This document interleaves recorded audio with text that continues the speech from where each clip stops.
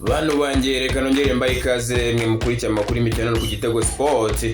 Reka duherere mu ikipe ya APR FC kabisa, aho haje kumenyekana ikipe bazakina mu ijonjora rya mbere kabisa mu mikino ya CAF Champions League.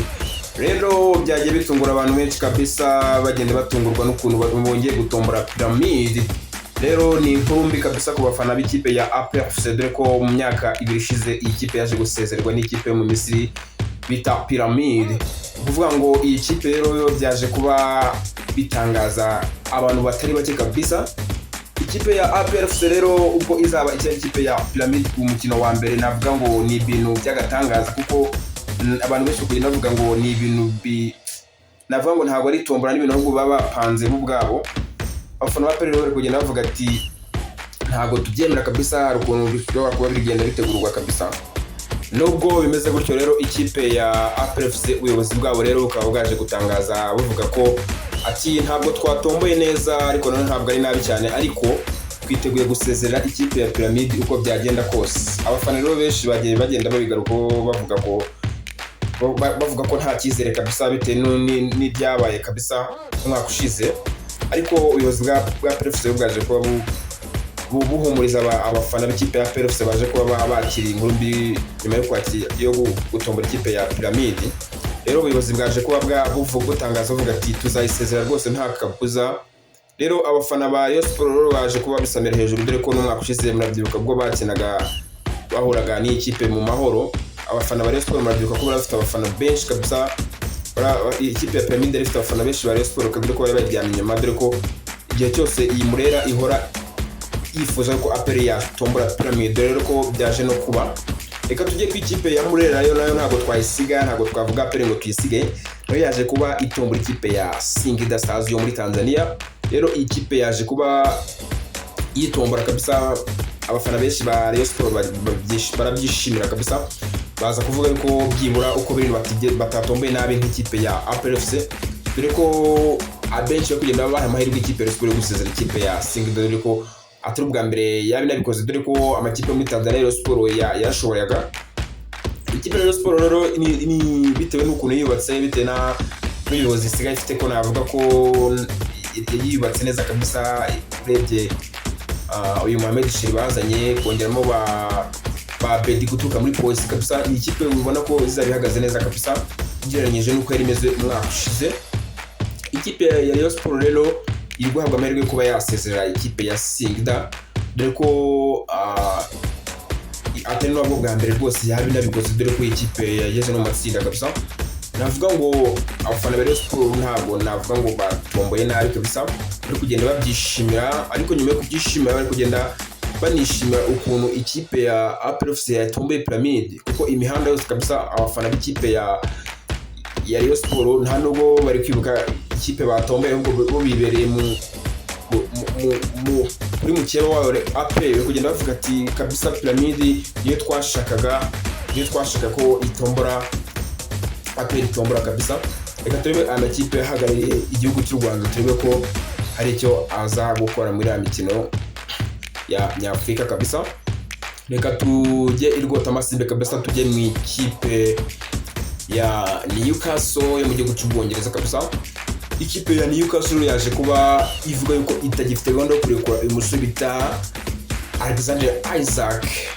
Rero ikipe ya Liverpool yatangaje ko yifuza uyu musore byanga byakunda agomba kwerekezamo, ariko ikipe ya Newcastle yaje kuba ifunga imiryango kabisa bidasubirwaho.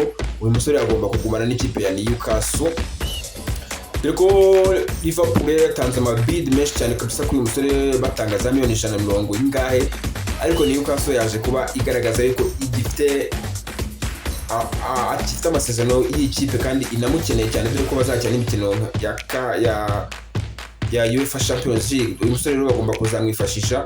Umusore rero nyuma yuko iyi transfer yo kujya mu ikipe ya Liverpool iferinze, rero byaje kuba bamuha igihano cyo kuba anitoza wenyine, dore ko yari yigumye avuga ko atazakomezanya n'ikipe ya Newcastle, ariko bidasubirwaho, dore ko anayifite n'amasezerano. Newcastle rero yaje kuba itangaza ivuga ko uyu musore agomba kuhaguma nta kabuza.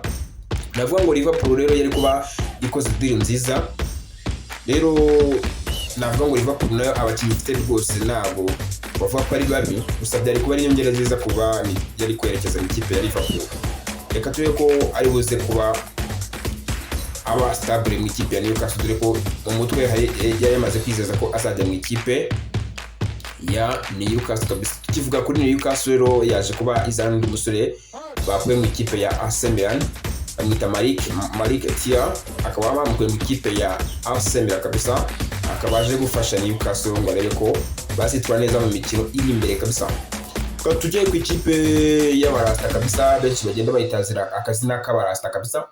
Ikipe irimo irabikora neza bayita Chelsea. Ikipe kabisa navuga ngo irimo iragenda ibyitwara neza nyuma yo kuzana umusore Estevao na João Pedro, bari kugenda babikora neza mu ikipe ya Chelsea nyuma yo gukubita ikipe ya Liverpool ibitego bigusa, harimo ibisoro by'abanyabrazil babiri João Pedro ndetse na Estevao aza gufungura amazamu rero mu mukino wa mbere mu ikipe ya Chelsea. Benshi bagenda bavuga ati ni Hazard mushya, ushobora kuba wagarutse mu ikipe ya Chelsea, dore ko Chelsea itajya yiburira yo ifitemo umunyabrazil kabisa, ntabwo ijya ibura umunyabrazil mu ikipe ya Chelsea. Ubundi ushibye umwaka ushize itari ifite umunyabrazil, ariko Chelsea ni ikipe ikunda guhirirwa n'abanyabrazil kabisa. Urebye umusore bakuye mu ikipe ya Brighton mini ya Brentford, uyu musore bita João Pedro rero navuga ngo ni ibintu gukora muri Chelsea ni ibintu by'agatangaza kabisa. Wongeye n'umusore Estevao, ukongeraho n'ikipe y'abajene kabisa ubwo bakoraga ba Gittins, ukongeraho abakopa rero ikipe ubona ko yubatse neza, ishobora kuzitwara neza mu mikino nka Champions League ndetse na Premier League. Tukivuga kuri Chelsea rero yaje kuba itangaza ko umusore Axel Disasi bari batize mu ikipe ya Aston Villa, uyu musore batakimufite mu mibare kabisa, baje kubavuga ati umusore turashaka kumugurisha kabisa. Baje kuba bamukora muri squad kabisa, baravuga ati katugushyire ku ruhande turabona tutagufite mu mibare. Enzo Maresca rero aravuga ati ngewe Axel Disasi ntabwo mubona mu mibare yanjye kabisa, nabwira abayobozi bashaka uburyo bamugurisha, dore ko umwaka ushize wabonaga yuko Axel Disasi rwose nta kintu ashobora kuza gufasha ikipe ya Chelsea. Irimo iragenda ibekura abakinnyi benshi ari nakigura abandi bitewe n'ukuntu iri kugenda igura nyuma yo kuzana hato rero imukuye mu Buholandi. Navuga ngo Renato Veiga muramwibuka ko bari bamutije mu ikipe ya Juventus, yarimo nk'inuzanyo rero baje kuba batangaza bavuga yuko batakimufite mu mibare, agomba gusohoka mu ikipe ya Chelsea. Chelsea rero navuga ngo benshi bagendaga bayipreminga bavuga ati abakinnyi igenda igura, ariko uburyo igenda iba balance ntabwo yazagwa muri bya bihano bya financial fair play. Rero urebye ukuntu igenda igurisha n'abakinnyi igenda ihaha, bigaragara yuko igenda ibalance. Rero ni ikipe iri gukora ubucuruzi neza mu gihugu cy'Ubwongereza, iri kugenda isohora abakinnyi benshi cyane ngo urebe ko yakinjizamo abandi kabisa. Wajya kuri umusore Raheem Sterling rero nyuma yo kuza mu ikipe ya Chelsea bikanga, bamutije mu ikipe ya Arsenal. Ikipe ya Arsenal nayo ntabwo byaje kumuhira, rero yaje kuba batangaza bavuga ati ko nayo batakimufite mu mibare, ugomba gutandukana n'iyi kipe kabisa. Agomba kugenda akareba ahandi ashakira kabisa. Navuga ngo Raheem Sterling rero kuva yava mu ikipe ya Man City ntabwo urugendo rwaje kuba rumuhira.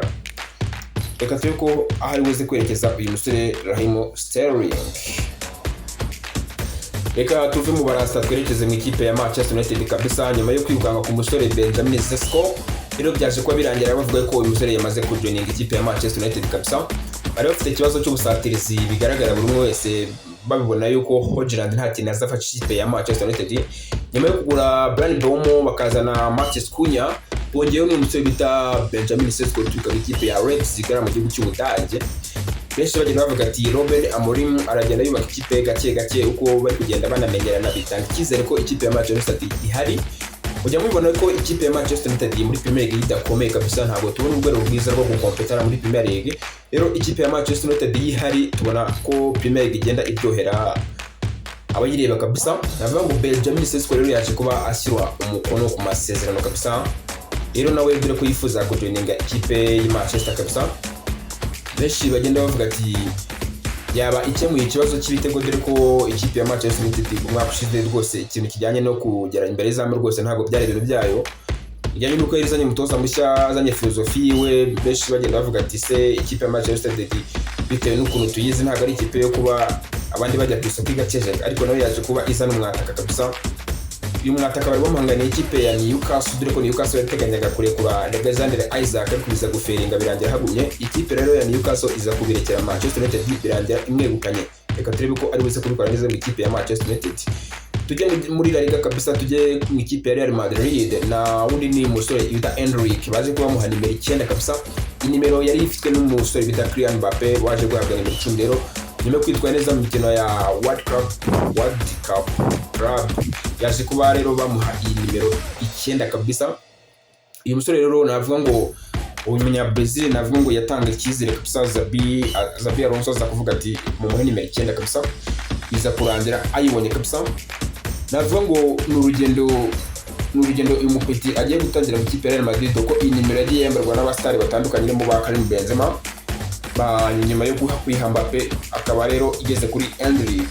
Navuga ngo ni ibintu byiza kuri uyu musore, dore ko aribuze gufasha ikipe ya Real Madrid kabisa. Navuga ngo ni ikipe nayo y'abajene irimo kugira ngo irebe ko yahatana, irebe ko yaza guhatana ikipe ya FC Barcelona yo igenda yubaka umunsi ku wundi.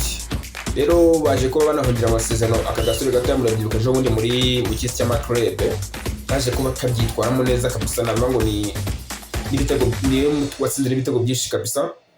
Yamwita Gonzalo Garcia yaje kuba bamuha amasezerano azamugeza muri 2033 kabisa. Yaje kuba rero atira umukono ku masezerano, bavuga ati umusore tumufite muri Porsche kabisa, yatanze icyizere abaza kuba banamuzamura mu ikipe nkuru kabisa. Uyu mupeti rero navuga ngo atangiye kuzamuka neza, dore ko benshi batamubonagamo icyizere ko ashaka gukomeza n'ikipe ya Real Madrid.